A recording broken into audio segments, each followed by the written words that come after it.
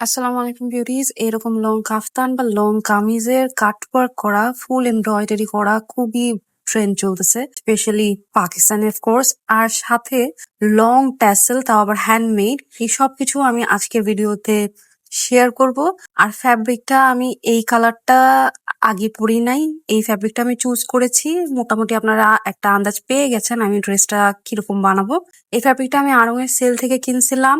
3 গজ প্লাস আছে এখানে। তাঁতের একটা ফ্যাব্রিক, আমাদের দেশি ফ্যাব্রিক। এইটা আমার 550 টাকা পড়ছিল সেল থেকে কেনার পর, দাম ছিল 700 টাকা। আর এইটা হচ্ছে প্যানেলটা। যারা আমাকে রেগুলার ভিডিও দেখে থাকেন, আমার চ্যানেলে রেগুলার আছেন, তারা জেনে থাকবেন প্রায় 1-1.5 বছর আগে আমি প্যানেলটা কিনেছিলাম মাত্র 50 টাকা দিয়ে মতিঝিল হলিডে মার্কেট থেকে। এটা অনেকদিন পড়েছিল, তখন আমার মনে হইলো যেরকম পেস্ট টাইপ আর হচ্ছে রেড একটা ভালো কন্ট্রাস্ট হয়, প্লাস আমি আগে কখনো পরি নাই। এই এত বড় একটা প্যানেলকে কিভাবে আমি কাজে লাগাইছি, ইনশাল্লাহ আপনারা সেই বোরিং ডিজাইন থেকে নিউ কিছু আসলে একটা আইডিয়া পেয়ে যাবেন। অ্যান্ড এইটা আমি এখন পুরোটা গরম তাতাল দিয়ে নিজের হাতে আমি কাট ওয়ার্ক করে নিতেছি।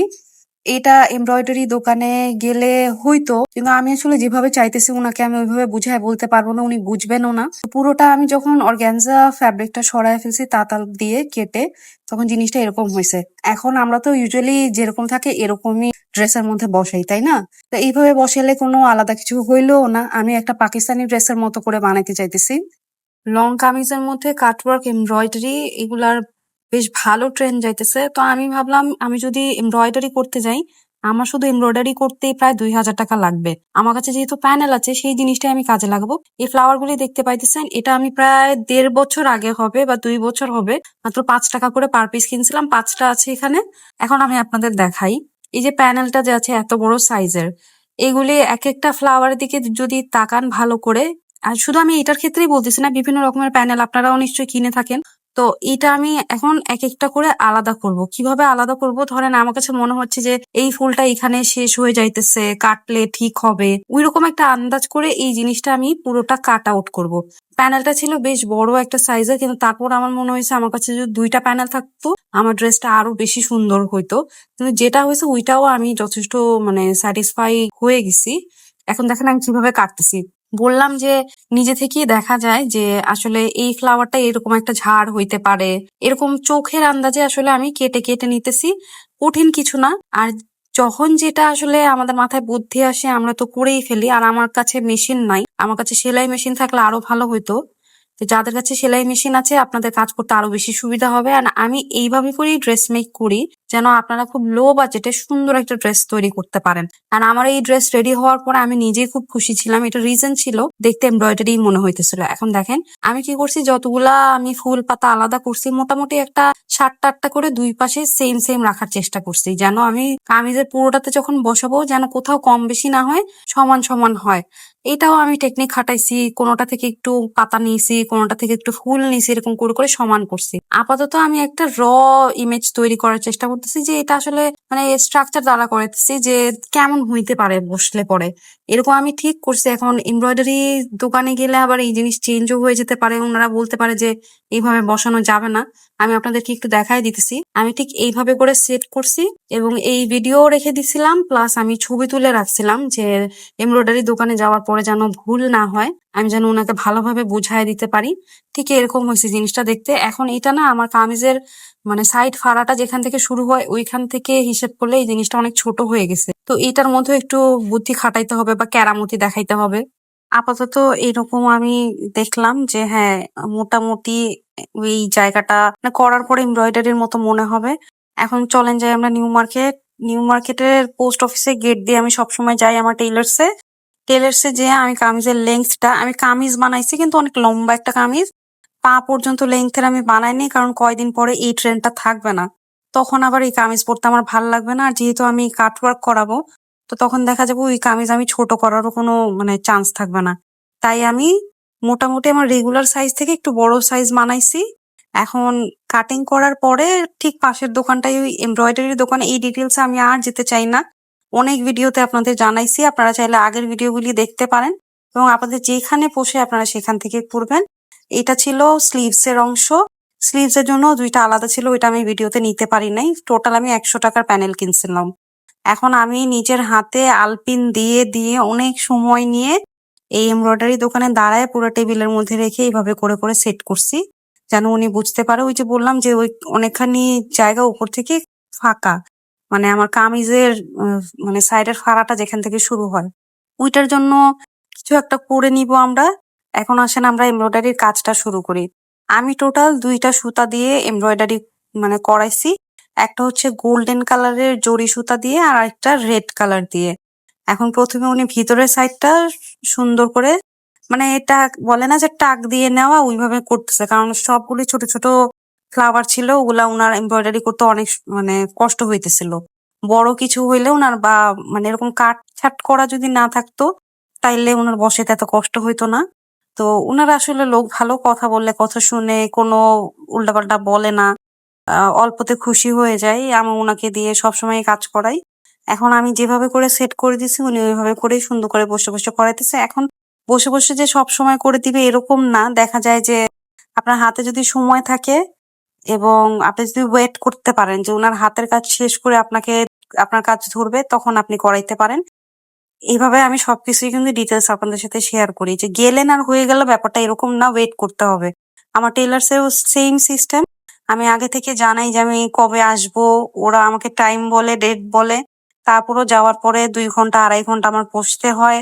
তারপরে যে আমার কাপড় কেটে দেয় বা যদি টাইম থাকে সেলাইও করে দেয়। তো ইনস্ট্যান্ট যে হয়ে যায় এরকম কিছু না। স্লিভসটা করার পরে এরকম হয়েছে। জাস্ট এখানে আমি এমব্রয়ডারি প্যানেলটা বসাইছি স্লিভস এর মধ্যে, এখনো কিন্তু আরো অনেক কাজ বাকি আছে, ওইটাও আমি আপনাদের দেখাবো।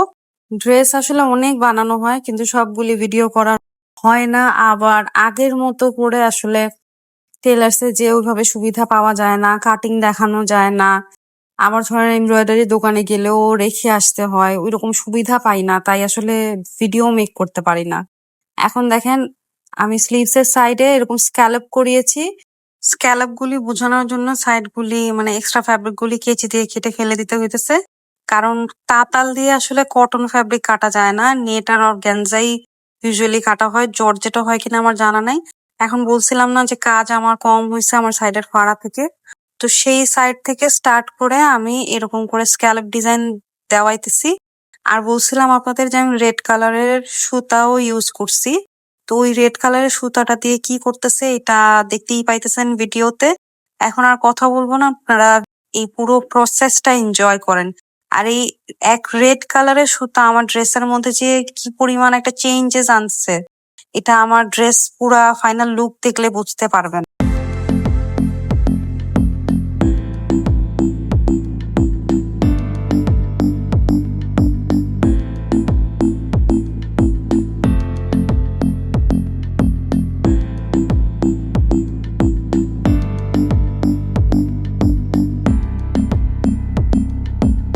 আরেকটা জিনিসও আমি আপনাদের সাথে শেয়ার করতে চাই। পুরো প্রসেস দেখার পর, ড্রেস দেখার পর অনেকেই বলবেন যে ড্রেসটা কটন ফ্যাব্রিকে না করলে সিল্ক টাইপের কোনো ফ্যাব্রিকে করলে বেশি ভালো হইতো।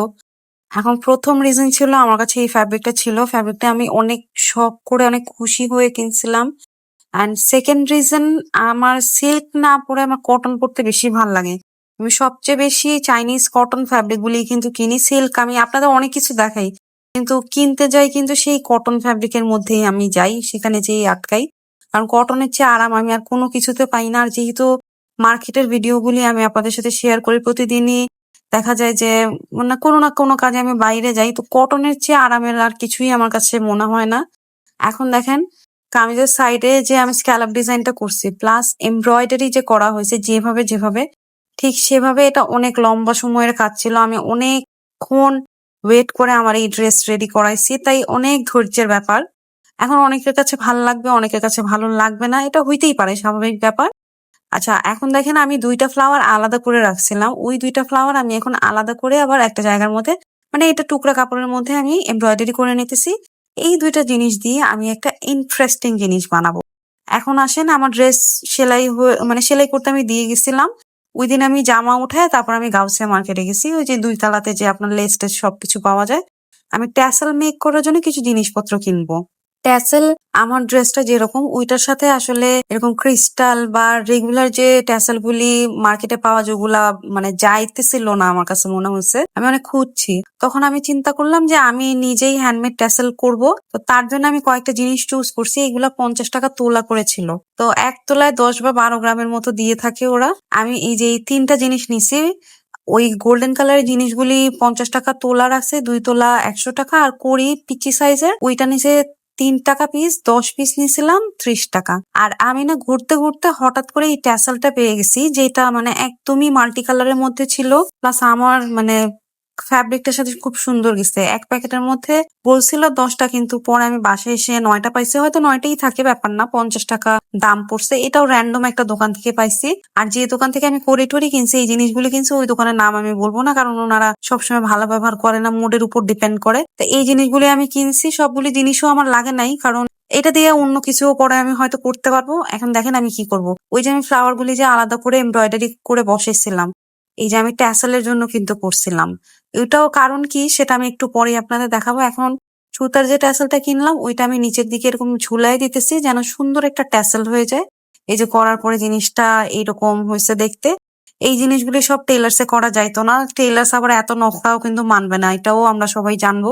টুকটাক হাতের কাজ যারা পারি তারা এগুলি করে নিতে পারবো, আর যাদের টেইলার্স সত্যি অনেক ধৈর্যশীল করে দিবে তারা টেইলার্স থেকেও করে নিতে পারেন। আর আমি আসলে এটা তো আর ভেবে করি নাই যে আমি কিরকম কিরকম করব। আমি গাউসিয়া মার্কেটে গেলে যাওয়ার পরে এই জিনিসগুলি পেয়েছি, তখন যে আমি ঠিক করছি যে আমি এগুলি অ্যাড করে আমার ট্যাসেলটার মধ্যে অনেক ডিটেইলিং অ্যাড করে সুন্দর একটা জিনিস করব। আর ড্রেস বানাইতেছি ওইটার মধ্যে আমি নিজে হাতে কিছু না করলে আমার শান্তি লাগে না, এটা সবাই জানেন। এই যে ব্যাক সাইডটা দেখালাম, আমি যদি ব্যাকে এই ফ্যাব্রিকটা না দিতাম আমার ট্যাসেলের এই ফ্লাওয়ারটা সুন্দর হয়ে থাকতো না, কোঁকড়ায় যাইতো। তাই আমি এই জিনিসটা এমব্রয়ডারি করে বসাইছি, এটা একটা টিপস থাকলো, আপনারা জেনে গেলেন। এখন আমি দেখেন আমার মন মতো করে কয়েন, তারপর ওই লিফ, কড়ি এগুলা বসেছি। যতখানি বসালে দেখা যায় অতখানি বসেছি। এখন আমার ড্রেসের ফাইনাল লুকটা দেখতে পাচ্ছেন। পুরো ড্রেসটার মধ্যে এমব্রয়ডারি করা, কাট ওয়ার্ক করা।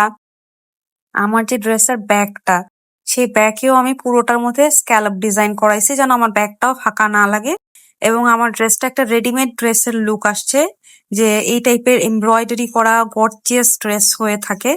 আর আমার ড্রেসটা আমার তো ভালোই লাগতেছে। আপনাদের কেমন লাগছে এটা আপনারা বললেন।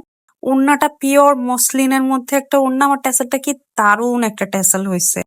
এরকম কিন্তু কাস্টমাইজড করেও অনেকে অর্ডার নেয় হ্যান্ডমেড ট্যাসেলের, আমি নিজের হাতে বানাইছি। আর কামিজের কথা বললে, কাপড় আমার কাছে কটন কাপড় ভাল লাগে, বলছি আপনাদেরকে। লম্বা একটা কামিজ বানাইছি কটনের। আমার খুব সুন্দর একটা স্ট্রেট প্যান্ট ছিল, ওই প্যান্টটা দিয়ে আমি ম্যাচিং করাইছি।